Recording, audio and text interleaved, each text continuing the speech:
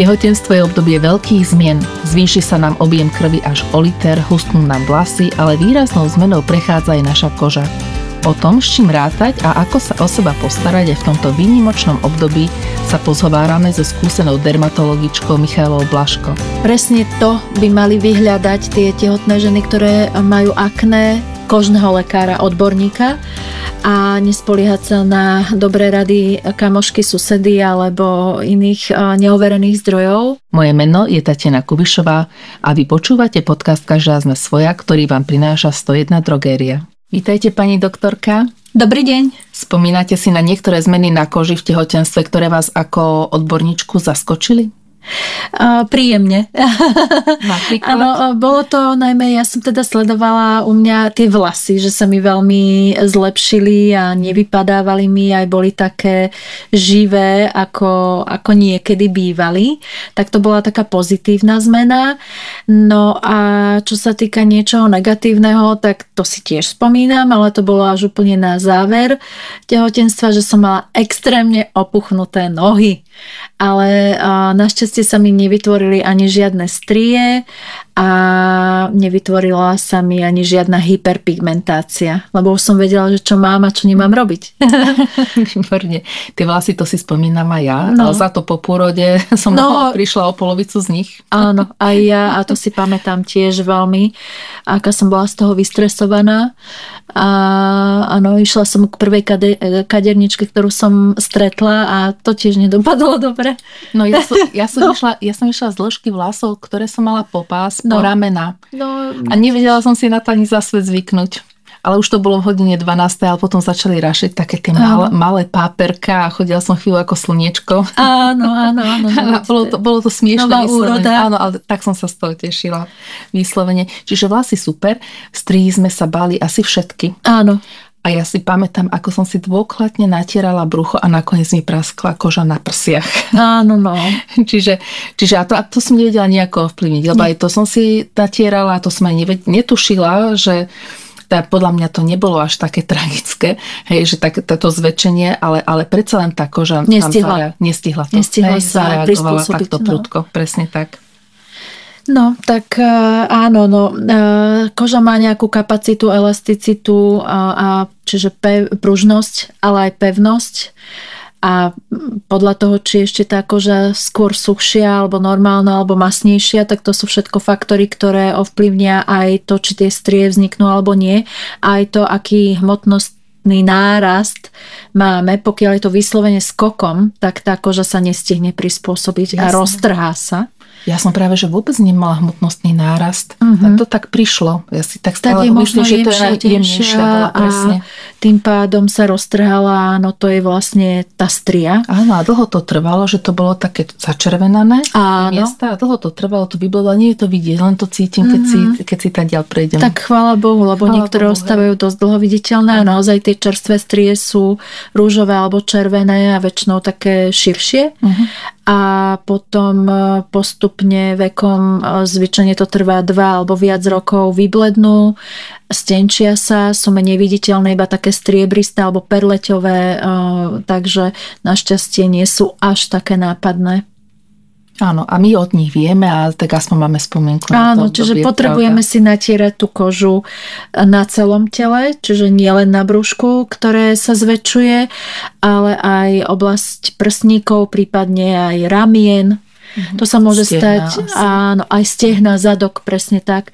To sa môže stať aj mladým ľuďom, tínedžerom, ktorí buď veľmi prudko narastú, až takým skokom, že tá koža sa nestihne natiahnuť a roztrhá sa, čiže vzniknú strie, alebo pri náhlom, rýchlom náraste hmotnosti, alebo u športovcov pri rýchlom, náhlom, prudkom náraste svalovej hmoty.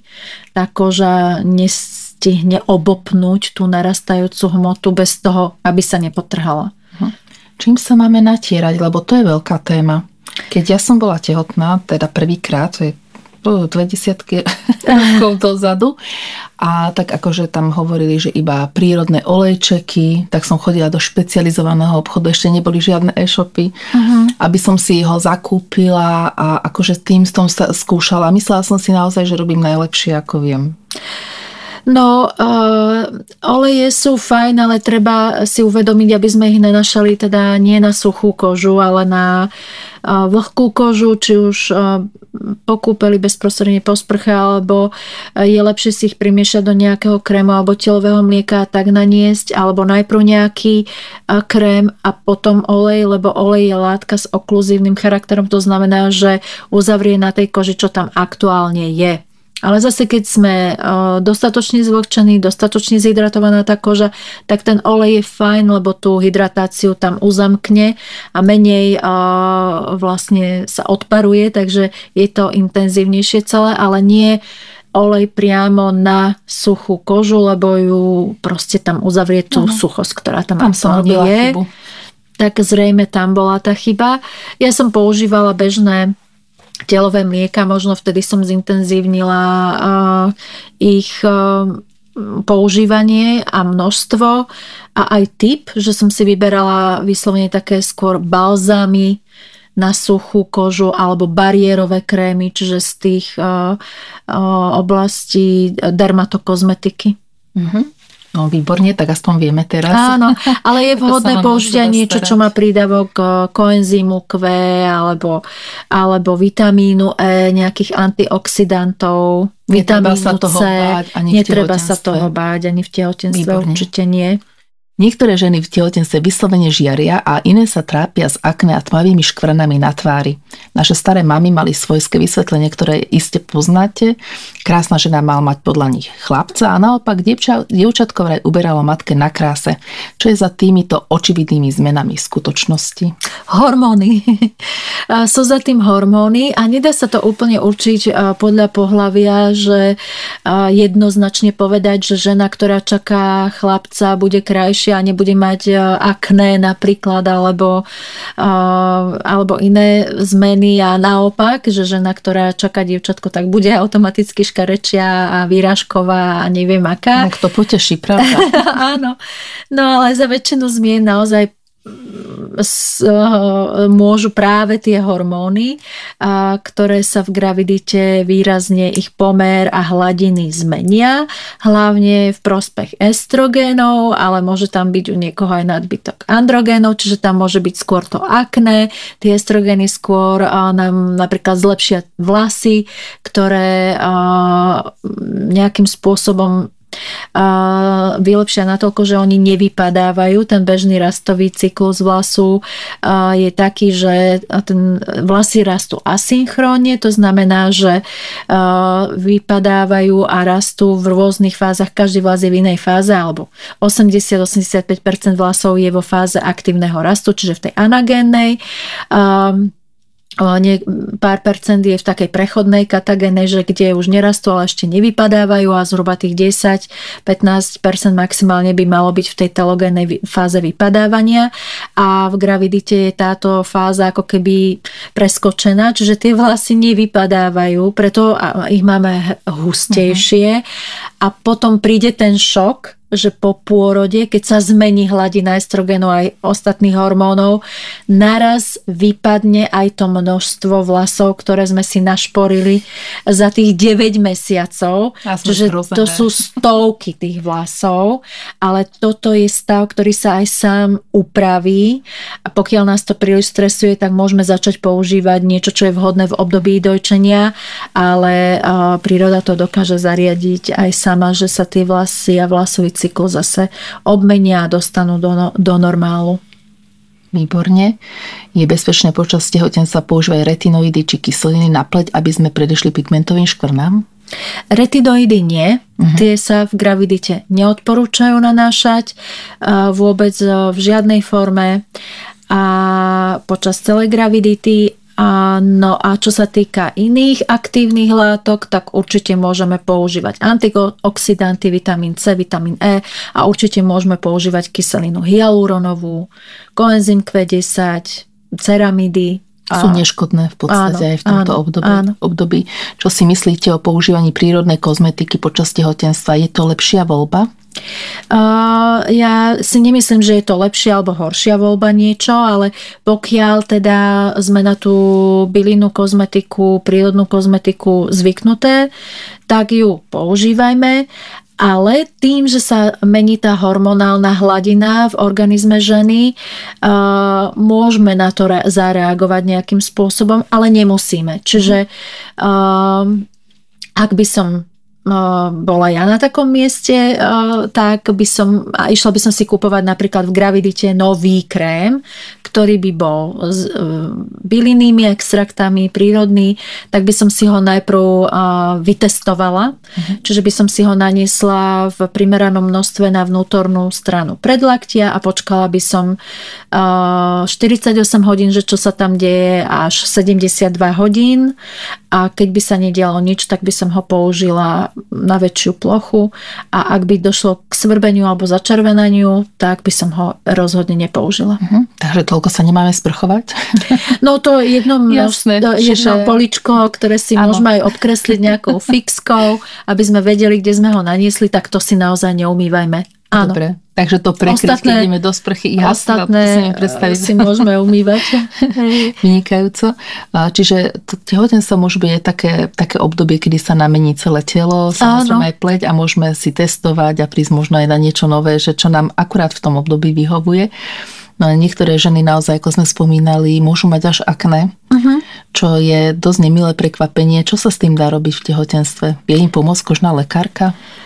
Určite áno a presne to by mali vyhľadať tie tehotné ženy, ktoré majú akné, kožného lekára, odborníka a nespoliehať sa na dobré rady kamošky, susedy alebo iných neoverených zdrojov, kde tie informácie môžu byť buď zmätočné alebo nepravdivé, lebo v gravidite je možné použiť liečbu. Väčšinou je to kyselina azeláová a prípravky, ktoré ju obsahujú a tie sú v gravidite bezpečné. A tabletková forma asi neprichádza do úvahy? Nie, určite nie. Rozumiem. Ešte som sa nestretla, musím povedať ja, s takým vážnym akné v gravidite, ktoré by sme museli liečiť či už antibiotikami alebo inak, našťastie. Ale za to sa veľmi často stretávame s extrémne zhoršeným atopickým ekzémom v gravidite. To je veľmi časté. A tam pomôže čo? No tam mnohokrát sme museli takéto ženy aj hospitalizovať a dokonca aj 3-krát, že v každom trimestri došlo k takému výraznému zhoršeniu atopického ekzému alebo atopickej dermatitidy, že niektoré z tých pacientok u nás teda na kožnej klinike, kde som pracovala, boli hospitalizované pravidelne, že už sme sa vyslovene poznali, lebo dochádzalo u nich až pomaly k erytrodermii, to znamená postihnutiu celého kožného povrchu extrémne silným zápalom, čiže sme ich museli adekvátne liečiť počas hospitalizácie, to už nie na doma, ale také mierne zhoršenie alebo aj výraznejšie zhoršenie, ale menšej plochy kožného povrchu, to zvládnu atopici aj doma, lebo oni poznajú, že čo majú robiť. A určite chcem všetkých upokojiť, že užívanie antihistaminík, to sú lieky proti alergii a aj kortikoidných krémov alebo mastí so strednou účinnosťou alebo nižšou účinnosťou je počas gravidity bezpečné a určite lepšie, ako by to nemali použiť a mali by byť zapálené od hlavy po pety, lebo takáto koža neplní svoju ochrannú funkciu ani imunologickú funkciu, takže ich ohrozuje viac ako ten kortikoid. Áno. Čo potom také ošetrenia, ktoré si žena chce dopriať, sama napríklad chemický peeling či laserové zákroky? Vôbec. Ja považujem graviditu za také obdobie, kedy nerobím ani ja sama žiadne zákroky a nemyslím si, že je to potrebné. Pokiaľ sa vyskytne nejaký vyslovene kožný problém zdravotného charakteru, tak jasné, na to treba reagovať, to treba liečiť. Laser dá sa odložiť, aj ostatné procedúry sa dajú odložiť. Môžu ísť na kozmetiku, na masáž alebo na nejaké také príjemné ošetrenie, ktoré nie je spojené s nejakou bolestivosťou alebo rizikom iným. Áno, to je tá príjemná zložka, že si doprajete viac starostlivosti o seba, viac pokoja a potom príde čas, kedy si môžete doprieť aj také tie vážnejšie procedúry. Určite. Výborne. Tehotenstvo netrvá večne, takže dá sa to naozaj posunúť na obdobie po ňom alebo pred ním. Okrem toho dochádza k zhnednutiu kože na bradavkách a uprostred brucha, čo sa odborne nazýva linea nigra. Kedy môžeme tieto zmeny očakávať a kedy asi približne vymiznú? Tak tieto zmeny sú tiež spôsobené hormonálnymi zmenami. Zmeny na koži v zmysle hyperpigmentácie, čiže stmavnutia kože v okolí prsníkových bradaviek a aj v strednej línii brucha, čiže smerom od lonovej kosti k pupku. A vlastne estrogény to hlavne spôsobujú zvýšenú pigmentáciu v týchto miestach. No a zvyčajne vznikajú v 2., 3. trimestri, ale môže vzniknúť aj na tvári veľmi nepríjemná hyperpigmentácia, to je tá tehotenská maska alebo melazma odborne, kedy sa na tvári, najčastejšie na čele, ale aj okolo očí, nad hornou perou, okolo úst, aj na krku, prípadne dekolte môže vytvoriť taká mapovitá hyperpigmentácia, ktorá je spôsobená práve tou zmenenou hladinou hormónov počas gravidity v kombinácii s UV žiarením a veľmi často je trvalá, že už sa jej žena nezbaví, ale v nejakom percente ako vznikla, tak aj zanikne potom po pôrode alebo nejakú dobu po pôrode, rovnako ako aj to tmavšie sfarbenie v okolí prsníkových bradaviek a v tej línii linea nigra. No to mi príde veľmi nespravodlivé voči tým ženám, ktorým teda tu zostane tá maska. Áno. A nepomáhajú na to žiadne preparáty, ktoré by to vybielili? Čiastočne áno, ale tá hyperpigmentácia je veľmi hlboká, keď vznikla v kombinácii hormóny versus UV žiarenie. To sa môže stať komukoľvek, kto užíva hormonálnu antikoncepciu napríklad. To je tá podobná situácia, tak veľmi ťažko sa jej človek zbavuje. Ale zase nehovorím, ja som videla také, mne sa podarilo, že to vybledlo, ale potom treba o to väčší pozor dávať pri akomkoľvek pobyte na akomkoľvek slnku, respektíve aj pri okne v kancelárii, alebo keď sme dlhšie v aute, tak to UVA žiarenie prechádza aj cez sklo. A to práve hyperpigmentuje. Čiže to SPF-ko 50, tak to je... No, to ako je si ráno umiem zuby, áno, tak si nanesiem rovno ten krém. Ale to je výborné, keď nás počúvajú tehotné ženy, na čo si majú dať pozor, tak ako toto je samozrejmosť a nevychádzať von. No, bez toho. Bez toho. Nech idú von, idú poprechádzať na čerstvý vzduch, ale keď je to slnko extrémne vlastne prudké, tak nech radšej uprednostia pobyt v tieni. No jasné, viete, ale keď máte aj druhé dieťa, ktoré sa hrá na pieskovisku, musíte tam sedieť aj s tým brúškom. Čiže radšej, keď budú to mať aj v kabelke pre trúsa, keď budú mať ten pocit, že teda už je na čase, aby predišli potom takýmto prudkým zmenám na svojej koži. A aké rady máte pre ženy, ktoré chcú mať pleť aj kožu v tehotenstve bez výrazných zmien a komplikácií? Ja musím povedať, že mám pocit, že väčšina žien má v tej gravidite lepšiu pleť, aj vlasy, dokonca aj nechty, ale niektoré nemusia mať, môžu mať skôr štiepivé a lámavé, ale zase je to veľmi, veľmi individuálne a závisí to aj od genetiky, od genetických predispozícií, typu kože, typu vlasov a našťastie teda si to obdobie užívajú ako bohyne a nepotrebujú žiadne zásahy a len menšie percento má problémy. A niektoré teda aj výrazné zdravotné problémy, ktoré vyplývajú z gravidity, ale to nemusíme o tom hovoriť, lebo to je naozaj málo časté a patrí to potom vždy do rúk dermatológa. No, alebo aj iných odborníkov. Áno. Lebo to zväčšujúce sa bábätko môže začať tlačiť, ja neviem, na žlčník, žlčovody, pečeň, už sa tam pridávajú svrbenia kože, výrážky na koži, úrtiky, to sú tie žihlavkové pupence neznámych príčin, takže to treba potom riešiť. Ale našťastie vo väčšine prípadov tá gravidita, čo sa týka kože, vlasov, prebieha skôr priaznivo. Tak výborne, tak všetkým nastavujúcim mamičkám samozrejme držíme palce, aby sa vo svojej koži cítili dobre a príjemne. Získajte viac z každého nákupu s novou aplikáciou 101 Drogéria. Každý týždeň exkluzívne zľavové kupóny na vaše obľúbené produkty. Stiahnite si aplikáciu, zaregistrujte sa a objavte svet výhod. Poďme ešte na rubriku Mýty a fakty, ktorá je obzvlášť pri téme tehotenstva naozaj pestrá. Ste pripravená na krátky rozstrel? Áno. Tehotné ženy by nemali používať žiadnu kozmetiku ani si farbiť vlasy. A myslím si, že toto už máme za sebou a môžeme používať kozmetiku, aj si môžeme farbiť vlasy. Neexperimentovala by som so zmenou, výraznou zmenou kozmetiky ani s výraznou zmenou farby vlasov. A ak teda nás k tomu už niečo príjme, aby sme takúto výraznú zmenu urobili, tak si tú novú kozmetiku alebo novú farbu na vlasy vopred na svojej vlastnej koži na malom kusočku vnútornej strany predlaktia vytestujme. Výborne. Kúpeľ v tehotenstve poškodzuje kožu. Lepšia je sprcha. Nepoškodzuje tú kožu, pokiaľ je príjemne teplý, nie je nejaký extrémne dlhý. Pridáme si tam napríklad olej nejaký do kúpeľa alebo nejakú emulziu, takže môžeme sa tak sprchovať, ako aj kúpať. Pigmentové škvrny odstráni citrónová šťava. To prosím vás nikto neskúšajte, lebo je to prírodné.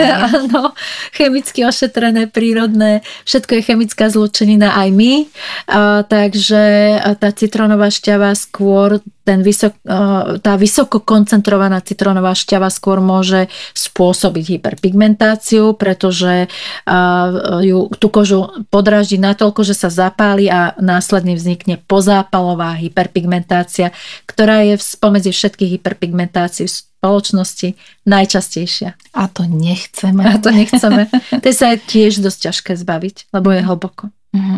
Po tomto sladkokyslom vysvetlení nám zostáva urobiť bodku za epizódou v podobe faktorizmu a blaforizmu. Dnešný faktorizmus hovorí, keď ste v tele dvaja, traja, o kožu sa staráš sama. A blaforizmus tejto epizódy znie, môžeš mať pled na saláme, keď si práve v druhom stave.